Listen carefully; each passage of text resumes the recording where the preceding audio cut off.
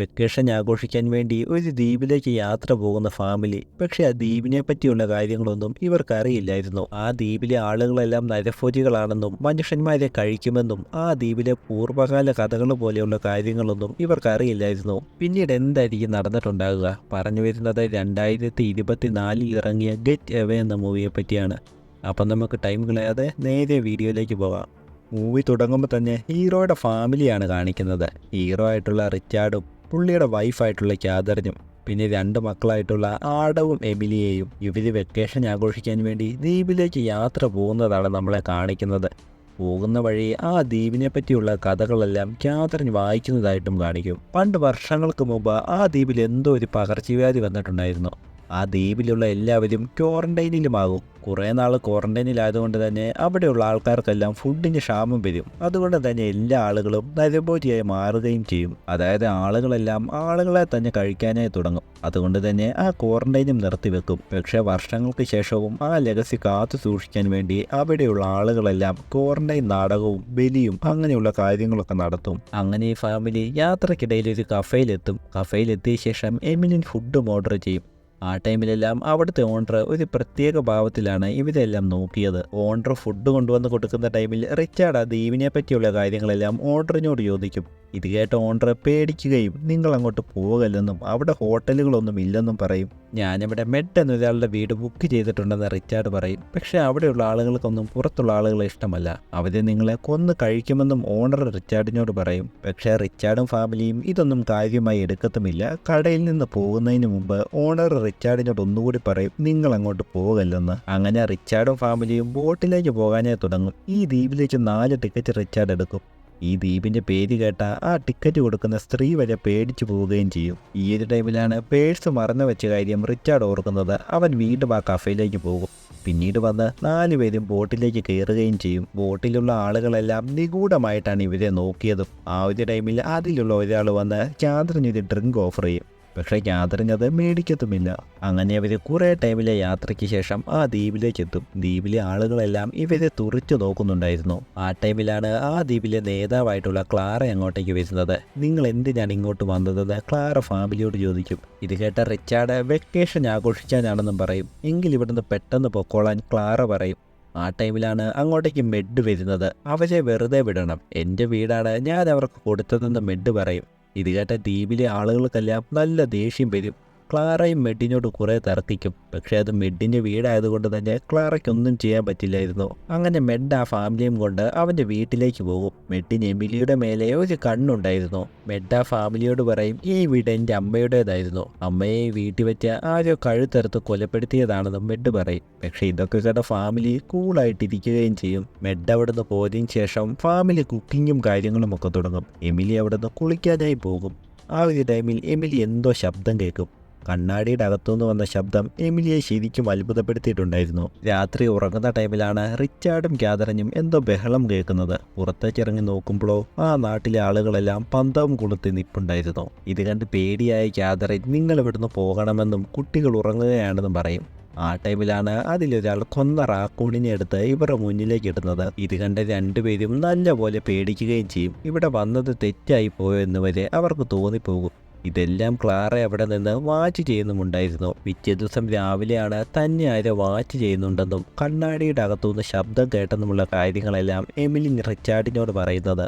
ഇതെല്ലാം കേട്ട റിച്ചാർഡ് മെഡിൻ്റെ അടുത്തേക്ക് പോകും. ഇന്നലെ രാത്രി ദ്വീപിലെ ആളുകൾ അവിടെ വന്ന കാര്യവും റാക്കൂണിനെ കൊന്ന കാര്യവുമെല്ലാം റിച്ചാർഡ് മെഡിനോട് പറയും. നിങ്ങൾ പറഞ്ഞ വാക്ക് വിശ്വസിച്ചാണ് ഞങ്ങൾ ഇങ്ങോട്ട് വന്നതെന്നും റിച്ചാർഡ് മെഡിനോട് പറയും. ഇതൊക്കെ കേട്ട മെഡ് ആളുകളോടെല്ലാം പറഞ്ഞ ശേഷം സൊല്യൂഷൻ ഉണ്ടാക്കാമെന്നും റിച്ചാർഡിനോട് പറയും. പിന്നീട് റിച്ചാർഡും ഫാമിലിയും അവിടെ മുഴുവൻ കറങ്ങാനും ഫോട്ടോ എടുക്കാനായും ഒക്കെ പോകും. ഈ ടൈമിലാണ് നമ്മളെ കാണിക്കുന്നത് ഇവരാദ്യം കയറിയ ഹോട്ടലിലെ ഓണറും പുള്ളിയുടെ വൈഫും മരണപ്പെട്ടു എന്നുള്ള കാര്യം. 2 പേരെയും ആരോ കൊലപ്പെടുത്തി എന്നുള്ള കാര്യം. അങ്ങനെ ഈ ഒരു ടൈമിൽ ആ ദ്വീപിലേക്ക് കുറെ ശവപ്പെട്ടി കൊണ്ടുവരുന്ന കാഴ്ച റിച്ചാർഡും ഫാമിലിയും വളരെ പേടിയോടെ കാണുകയും ചെയ്യും. അങ്ങനെ കുറച്ച് കഴിയുമ്പോഴാണ് ആ ദ്വീപിലേക്ക് ബെർഗ് എന്നൊരു പോലീസ് വരുന്നത്. ദ്വീപിലേക്ക് വന്ന ബെർഗ് തുറമുഖത്തുള്ള അറ്റൻഡറിനോട് ഇന്നലെ ആ കോഫി ഷോപ്പിലെ ഓണറെ കൊലപ്പെടുത്തിയ കാര്യവും ഞങ്ങൾക്ക് ജൊഹാൻ എന്ന ഒരാളെ ഡൗട്ട് ഉണ്ടെന്നുമുള്ള കാര്യങ്ങളൊക്കെ പറയും. ജൊഹാനാണ് പണ്ട് ബോട്ടിൽ വെച്ച് ക്യാതറിന് ഡ്രിങ്ക് ഓഫർ ചെയ്തത്. ജൊഹാൻ ജയിലിൽ നിന്ന് ഇറങ്ങിയ ഒരു കൊടും കുറ്റവാളിയാണെന്നും അവനെ കണ്ടു കിട്ടിയാൽ അറിയിക്കണമെന്നും ബെർഗ് പുള്ളിക്കാരിയോട് പറയും. ഈ ടൈമിലെല്ലാം ദ്വീപിലുള്ള ആളുകൾ ക്വാറന്റൈൻ നാടകത്തിന് വേണ്ടിയുള്ള റിഹേഴ്സൽ നടത്തുകയായിരുന്നു. അവിടെ മുഴുവൻ അന്വേഷിച്ചതിന് ശേഷമാണ് ബെർഗിന് പിടികിട്ടുന്നത് ജൊഹാൻ ഇവിടെ വിട്ടു പോയി എന്നുള്ള കാര്യം. നിങ്ങൾക്ക് ഈ ദ്വീപിൽ അധികാരമില്ലെന്നും ഇനി ഇങ്ങോട്ടേക്ക് വന്നേക്കില്ലെന്നും ക്ലാറ ബെർഗിനോട് പറയും. അങ്ങനെ ബെർഗ് ആ ദ്വീപിൽ നിന്ന് പോകുകയും ചെയ്യും. ആ ടൈമിലാണ് ജൊഹാൻ ആ ദ്വീപിൽ നിന്നുകൊണ്ട് തന്നെ ബെർഗിനെ നോക്കുന്നതായിട്ടും കാണിക്കുന്നത്. അങ്ങനെ ഇവിടെ എമിലിയും മാഡവും കൂടി ദ്വീപിലുള്ളൊരു കഫേയിലേക്ക് പോകും. ആ ടൈമിലാണ് കഫേയിലെ ഓണറായ ഇംഗുമർ എന്ന പയ്യനെ ഇവർ വന്നത് ഇഷ്ടപ്പെടാത്തത്. നിങ്ങളിവിടെ വന്നതേ തെറ്റാണ്, ഇവിടുന്ന് പോകണമെന്ന് ഇംഗുമർ അവരോട് പറയും. പക്ഷേ ഇതൊന്നും രണ്ടുപേരും കാര്യമാക്കുന്നേയില്ലായിരുന്നു. ആ ഒരു ടൈമിലാണ് ദ്വീപിലുണ്ടായിരുന്ന കുറച്ച് ആളുകൾ ഇവരെ ആക്രമിക്കാനായി വരുന്നത്. പെട്ടെന്ന് തന്നെ ആഡം തട്ടി മാറ്റിയ ശേഷം അവിടെ നിറങ്ങി ഓടുകയും ചെയ്യും. ഓടിപ്പോകുന്നതോ ശവപ്പെട്ടിയുമായി വന്ന ആളുകളുടെ അടുത്തേക്കായിരുന്നു. മുഖംമൂടിയും ശവപ്പെട്ടിയുമായി നിൽക്കുന്ന ആളുകളെ കണ്ട ആഡവും എമിലിയും നല്ലപോലെ പേടിക്കുകയും ചെയ്യും. ഈ ടൈമിൽ തന്നെ പെണ്ണുങ്ങളുടെ അടിവസ്ത്രം ഇട്ടുകൊണ്ട് മെഡ് ഒരു കട്ടിലിൽ കിടക്കുന്നതായിട്ടും നമ്മളെ കാണിക്കും. കുറച്ച് കഴിയുമ്പം എമിലിയും ആഡവും വീട്ടിലേക്ക് വരും. റൂമിലേക്ക് വന്ന എമിലിക്ക് പിടികിട്ടും അവളുടെ ബെഡിൽ ആരോ കിടന്നെന്നുള്ളത്. അതോടൊപ്പം തന്നെ അവളുടെ അടിവസ്ത്രം ആരോ എടുത്തുകൊണ്ട് പോയെന്നുമുള്ളത്. പിന്നീട് എമിലി കണ്ണാടിയുടെ ഫ്രണ്ടിലേക്ക് പോയി നോക്കി നിൽക്കും. ആ ടൈമിലാണ് കണ്ണാടിയുടെ പുറകിൽ മെഡ് നിൽക്കുന്നതായിട്ട് നമ്മളെ കാണിക്കുന്നത്. അങ്ങനെ പിന്നീട് ക്ലാറ ക്വാറന്റൈൻ പ്രോഗ്രാമിനെ പറ്റിയുള്ള കാര്യങ്ങളെല്ലാം നടത്താനായിട്ട് തുടങ്ങും. ഇത് താൻ ലാസ്റ്റായിട്ട് ഡയറക്റ്റ് ചെയ്യുന്ന പ്രോഗ്രാമാണെന്നും അതുകൊണ്ട് തന്നെ നന്നായിട്ട് നടത്തണമെന്നും ക്ലാറ പറയും. അതോടൊപ്പം തന്നെ ക്വാറന്റൈൻ ആഘോഷിക്കുന്നതിന് വേണ്ടി പൂർവികർക്ക് വേണ്ടി പുറത്തുനിന്ന് വന്ന ആളുകളെ നമ്മൾ ബലി കൊടുക്കാറുണ്ടായിരുന്നു. പക്ഷേ പുതിയ തലമുറയ്ക്ക് ബ്ലഡൊന്നും ഇഷ്ടമല്ലാത്തതുകൊണ്ട് 30 വർഷമായിട്ട് ബലി കൊടുപ്പ് നടന്നിട്ടില്ല. അതുകൊണ്ട് ഇപ്രാവശ്യം ഉറപ്പായും ബലി നടക്കണമെന്ന് ക്ലാറ എല്ലാവരോടും പറയും. പക്ഷേ ഇത് കേട്ട പല ആളുകളും പേടിക്കും. അവിടെ ഇരുന്ന ഇംഗിമറിനും ക്ലാറയുടെ മകനുമൊന്നും ഇത് നടത്താൻ താല്പര്യമേ ഇല്ലായിരുന്നു. പക്ഷേ ക്ലാറ ഇത് നടത്തിയേ തീരുമെന്ന വാശിയിലായിരുന്നു. അന്ന് രാത്രി ക്ലാറ മെഡിനെ കാണാൻ വേണ്ടി പോകും. ബലിയുടെ കാര്യങ്ങളെല്ലാം മെഡിനോടും പറയും. പക്ഷേ മെഡിനും താല്പര്യമില്ലായിരുന്നു. ആ ടൈമിലാണ് മെഡ് ചെയ്യുന്ന പല പ്രവൃത്തികളും ക്ലാറയ്ക്ക് അറിയാമെന്ന് പറയുന്നത്. ഇവളുടെ കൂടെ നിന്നില്ലെങ്കിൽ ക്ലാറ അതെല്ലാം പറഞ്ഞു കൊടുക്കുമെന്ന് പറയും. അങ്ങനെ ഒരു വഴിയുമില്ലാതെ മെഡിന് കൂടെ നിൽക്കേണ്ടിയും വരും. അങ്ങനെ ഒടുവിൽ ദ്വീപിലെ ക്വാറന്റൈൻ ആഘോഷം തുടങ്ങും. ദ്വീപിലെ ആളുകളെല്ലാം പ്രോഗ്രാമിന് വേണ്ടി കൂടുകയും ചെയ്യും. ആ ടൈമിലാണ് മെഡ് റിച്ചാർഡിൻ്റെ വീട്ടിലേക്ക് പോകുന്നത്. ഞാൻ കാര്യങ്ങളെല്ലാം ആളുകളോട് പറഞ്ഞു. ഇപ്പം ആളുകളെ നിങ്ങളെ ക്വാറന്റൈന് വേണ്ടി ക്ഷണിച്ചിട്ടുണ്ടെന്ന് മെഡ് റിച്ചാർഡിനോട് പറയും. പക്ഷേ മെഡിൻ്റെ കണക്കുകൂട്ടലുകളെല്ലാം തെറ്റിപ്പോയിട്ടുണ്ടായിരുന്നു. കാരണം റിച്ചാർഡും ഫാമിലിയും തടാകത്തിലേക്ക് കുളിക്കാൻ പോവുകയായിരുന്നു. ക്ലൈമാക്സ് ആകുമ്പോഴേക്കും ഞങ്ങൾ അങ്ങോട്ടേക്ക് എത്തിയേക്കാമെന്ന് റിച്ചാർഡ് പറയുകയും ചെയ്യും. അങ്ങനെ ഇവിടെ നാടകം തുടങ്ങും. പണ്ട് വർഷങ്ങൾക്ക് മുമ്പ് അവിടെയുള്ള ആളുകൾക്കെല്ലാം അസുഖം പിടിച്ചു. ഈ അസുഖം കാരണം അവിടെയുള്ള നേതാവിനെ ക്വാറന്റൈൻ ചെയ്യുകയല്ലാതെ മറ്റൊരു മാർഗമില്ലായിരുന്നു. അതുകൊണ്ട് തന്നെ പുള്ളി എല്ലാവരെയും ക്വാറന്റൈൻ ചെയ്യും. അസുഖം മാറുമ്പോൾ ഞങ്ങൾ അറിയിച്ചോളാമെന്ന് ബ്രിട്ടീഷുകാർ അവിടെയുള്ള ജനങ്ങളോട് പറയും. പക്ഷേ അസുഖം കുറേ കാലം നീണ്ടു നിൽക്കും. അതുകൊണ്ട് തന്നെ പല ആളുകളും പട്ടിണിയിലാകുകയും മരണപ്പെടുകയും ചെയ്യും. ബാക്കിയുള്ള ആളുകൾ വിശപ്പ് കാരണം മറ്റു മനുഷ്യരെ കഴിക്കാനായി തുടങ്ങും. അങ്ങനെ അവർ നരഭോജിയാകുകയും ചെയ്യും. പിന്നീടാണ് കാണിക്കുന്നത് ശരിക്കും അങ്ങനെ ഒരു അസുഖം ഇല്ലായിരുന്നു എന്നുള്ളത്. അത് ബ്രിട്ടീഷുകാർ നാട്ടുകാരോട് കള്ളം പറഞ്ഞതായിരുന്നു. അങ്ങനെ വിശപ്പ് കാരണം മരണപ്പെട്ടവരെ ഓർത്ത് ദ്വീപിലുള്ള ആളുകൾ നല്ല ദേഷ്യത്തിലാകും. അസുഖമുണ്ടെന്ന് കള്ളം പറഞ്ഞ ബ്രിട്ടീഷുകാരെ എല്ലാം ദേഷ്യം കൊണ്ട ആളുകളെല്ലാം ചേർന്ന് കൊലപ്പെടുത്തുകയും ചെയ്യും. അങ്ങനെ ഈ ക്വാറന്റൈൻ നാടകം കണ്ട് അവിടെയുള്ള ആളുകളെല്ലാം നല്ല വിഷമത്തിലാകും. ആ ഒരു ടൈമിൽ തടാകത്തിലെ കുളിയെല്ലാം കഴിഞ്ഞ് റിച്ചാർഡും ഫാമിലിയും വീട്ടിലേക്ക് എത്തിയിട്ടുണ്ടായിരുന്നു. ആ ടൈമിലാണ് മേശപ്പുറത്ത് മെഡ് വെച്ച് ബിസ്ക്കറ്റ് ഇവർ കാണുന്നത്. ഇത് കണ്ട റിച്ചാർഡും ഫാമിലിയും അതെടുത്ത് കഴിക്കുകയും ചെയ്യും. പക്ഷേ മെഡ് അതിൽ ഉറക്ക ഗുളിക വെച്ചിട്ടുണ്ടായിരുന്നു. അതുകൊണ്ട് തന്നെ റിച്ചാർഡും ഫാമിലിയും ബോധം പോയി അവിടെ കിടക്കുകയും ചെയ്യും. ആ ടൈമിലാണ് മെഡ് എമിലിയുടെ അടിവസ്ത്രവും ഇട്ട് അവളുടെ റൂമിലേക്ക് ആക്രമിക്കാനേ വരുന്നത്. അപ്പോഴാണ് നമ്മളെ കാണിക്കുന്നത് റിച്ചാർഡും ഫാമിലിയും ആ ബിസ്ക്കറ്റ് കഴിച്ചിട്ടില്ല എന്നുള്ളത്. പിന്നീട് റിച്ചാർഡും ഫാമിലിയും മെഡിനെ അവിടെ ഇട്ട് വെട്ടിക്കൊല്ലുകയും ചെയ്യും. പിന്നീടാണ് നമ്മളെ കാണിക്കുന്നത് പണ്ട് കഫേയിലേക്ക് ബേഡ്സ് എടുക്കാൻ പോയ റിച്ചാർഡാണ് അവിടുത്തെ ഓണറിനെയും പുള്ളിയുടെ വൈഫിനെയും കൊന്നതെന്ന്. ശരിക്കും റിച്ചാർഡും ഫാമിലിയും ഒറ്റപ്പെട്ട ഇടങ്ങളിൽ താമസിക്കുന്ന ആളുകളെ കൊല്ലുന്ന സൈക്കോ കില്ലർമാരായിരുന്നു. പിന്നീട് റിച്ചാർഡും ഫാമിലിയും കണ്ണിൽ കാണുന്നവരെല്ലാം കൊലപ്പെടുത്താനേ തുടങ്ങി. ഇതെല്ലാം അകലെ നിന്ന് ക്ലാറ കാണുന്നുണ്ടായിരുന്നു. പക്ഷെ എന്താ നടക്കുന്നതെന്ന് പിടികിട്ടുന്നുമില്ലായിരുന്നു. ഈ കൊലയെല്ലാം നടത്തുന്നത് ജൊഹാനാണെന്നാണ് അവിടെയുള്ള നാട്ടുകാരെല്ലാം ഓർത്തതും. പിന്നീട് എമിലിയും ആടവും തുറമുഖത്തെ അറ്റൻഡറിൻ്റെ അടുത്തേക്ക് പോകും. ഞങ്ങളെ ആരോ കൊലപ്പെടുത്താൻ വരുന്നെന്ന് പറഞ്ഞ് അറ്റൻഡറിനെ കെട്ടിപ്പിടിക്കും. ആ ടൈമിൽ തന്നെ അറ്റൻഡറിനെ കുത്തി കൊലപ്പെടുത്തുകയും ചെയ്യും. അവിടെ നിന്ന് രണ്ടുപേരും സെൽഫി എടുക്കുകയും ചെയ്യും. അങ്ങോട്ടേക്ക് വന്ന ക്ലാറയുടെ മകൻ അറ്റൻഡറിൻ്റെ ബോഡി കാണും. ഇത് കണ്ട് അവൻ പേടിയോടെ അകത്തേക്ക് പോയി ഗണ്ണെടുത്ത ശേഷം ആകാശത്തേക്ക് വെടിവെക്കുകയും ചെയ്യും. ഇത് കാണുമ്പോൾ പോലീസ് ഉടനെ ഇവിടെ എത്തുമെന്നുള്ള കാര്യം റിച്ചാർഡിനും കാതറിനും പിടികിട്ടും. പിന്നീട് ക്ലാറയും രണ്ടുപേരും പിന്നെ മകനും കൂടി അവിടെയുള്ളൊരു ഷെഡിലേക്ക് പോയി ഒളിക്കും. ആ ടൈമിലാണ് റിച്ചാർഡും ഫാമിലിയും അങ്ങോട്ടേക്ക് വരുന്നത്.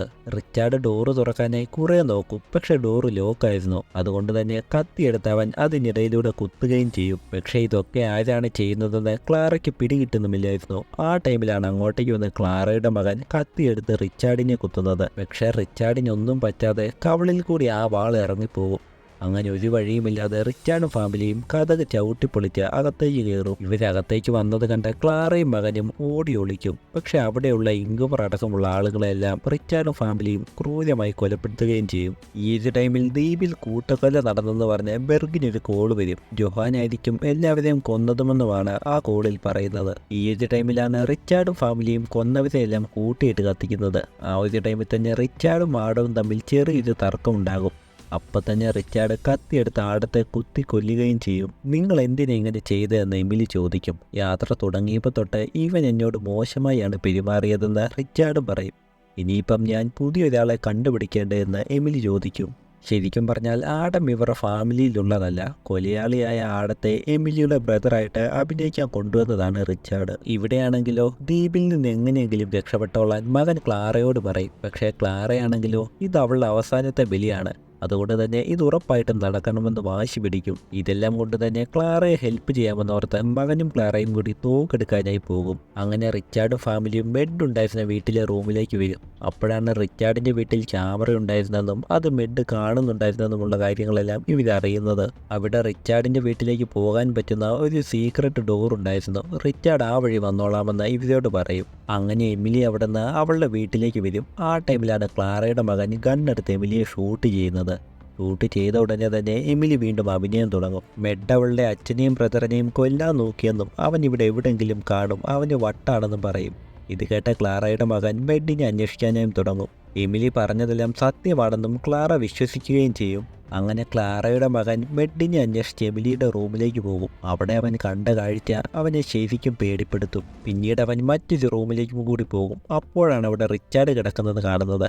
റിച്ചാർഡിൻ്റെ അടുത്തേക്ക് ചെല്ലുമ്പോഴോ റിച്ചാർഡ് ഇവനെ ചാടി വെട്ടും. അങ്ങനെ കഴുത്ത് മുറിഞ്ഞ് മരണപ്പെടാൻ പോകുമ്പോഴാണ് ഇവൻ്റെ റിച്ചാർഡിൻ്റെ കയ്യിലേക്ക് വെടിവെക്കുന്നത്. റിച്ചാർഡിൻ്റെ കൈ മുറിഞ്ഞു പോവുകയും ചെയ്യും. അങ്ങനെ മുറിഞ്ഞ കൈയുമായി റിച്ചാർഡ് ക്ലാറയുടെ അടുത്തേക്ക് പോകും. അവിടെ കാതറിനും ഉണ്ടായിരുന്നു. ആ ടൈമിൽ കാതറിൻ തൻ്റെ ഫാമിലിയാണ് ഈ കൊലയെല്ലാം ചെയ്തതെന്നുള്ള കാര്യം ക്ലാറയോട് പറയുകയും ചെയ്യും. ഇത് കേട്ട ക്ലാറയ്ക്ക് നല്ല ദേഷ്യം വരും. അവൾ ഈ ഫാമിലിയെ കൊലപ്പെടുത്താൻ വേണ്ടി കത്തിയെടുക്കും. ആ ടൈമിലാണ് അങ്ങോട്ടേക്ക് വന്ന ബെർഗ് ക്ലാറയെ വെടിവെച്ച് കൊല്ലുന്നത്. കാരണം പുറത്തുനിന്ന് വരുന്ന ആളുകളെല്ലാം കൊലപ്പെടുത്തുന്നത് ക്ലാറയാണെന്നാണ് ബെർഗ് ഓർത്തത്. അങ്ങനെ ബെർഗിനെ കാണുമ്പം ഫാമിലി വീണ്ടും അഭിനയിച്ചു തുടങ്ങും. ഫാമിലിയുടെ അഭിനയം കണ്ട് അവർ ഇതിൽ പെട്ടുപോയതാണെന്നോർത്ത് ബെർഗ് ഇവരെ അവിടെ നിന്ന് രക്ഷപ്പെടുത്തുകയും ചെയ്യും. അങ്ങനെ ഇവർ ബോട്ടിൽ പോകുമ്പോഴാണ് കാണിക്കുന്നത് അവിടെ ഒന്നും അറിയാതെ മറ്റൊരു ബോട്ടിൽ കിടന്നുറങ്ങിയ ജൊഹാനെ. ആ ടൈമിൽ അങ്ങോട്ടേക്ക് വന്ന പോലീസ് അവിടെ നടന്ന കൊലയ്ക്കെല്ലാം കാരണം ജൊഹാനാണെന്നോർത്ത് അവനെ വെടിവെച്ച് കൊലപ്പെടുത്തുകയും ചെയ്യും. അങ്ങനെ ഇവർ ബോട്ടിൽ പോകുമ്പോഴാണ് റിച്ചാർഡ് പറയുന്നത് ഒരുമിച്ച് കൊല നടത്തുന്ന ഫാമിലി ഒരുമിച്ച് നിൽക്കുകയും ചെയ്യുമെന്ന്. അങ്ങനെ ഇവരവിടെ നിന്ന് പോകുമ്പം ഈ മൂവിയും അവിടെ തീരും.